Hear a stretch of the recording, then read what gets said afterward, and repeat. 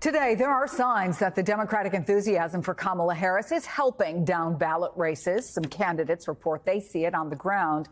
Politico reports that an outside super PAC supporting House Democrats has added $24 million to what was an already massive ad campaign ahead of the fall TV season.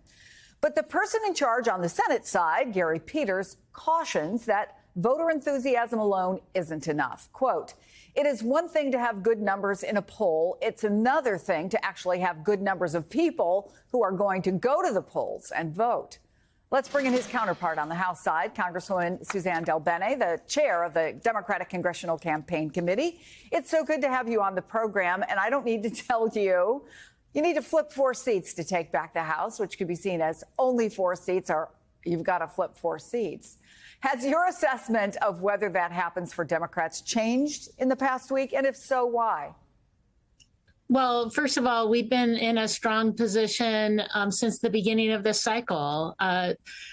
House Republicans have only been chaos, dysfunction, and extremism, and people want folks who are going to be in Washington, D.C. to govern. We have great candidates on the Democratic side running. But Suzanne, I just have to stop you there, because you know that one of the reasons that was given to Joe Biden to step down was because there was so much concern on the ground among people running for House seats in contested districts, in purple districts, who said it was hurting them. So you don't see a change?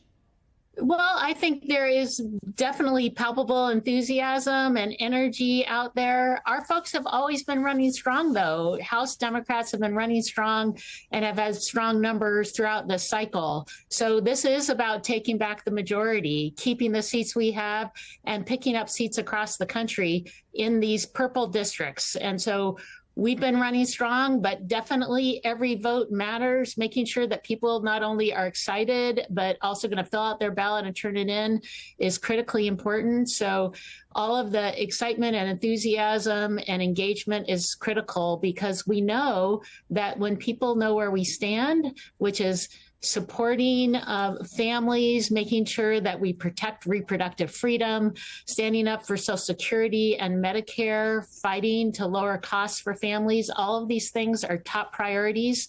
And we know when people hear our message, we win. So to Senator Peters' point, and to yours, turning voter enthusiasm into voter turnout, what are you looking at? What's the state of GOTV? Where are you focusing your money and your efforts? Well, we've got races all across the country. Remember, on the House side, there's 435 races every 2 years. And so our focus has been on our battleground districts, which are everywhere across the country. We have a lot in New York and California, in Iowa and Nebraska, even Alabama. Incredible opportunities to pick up seats.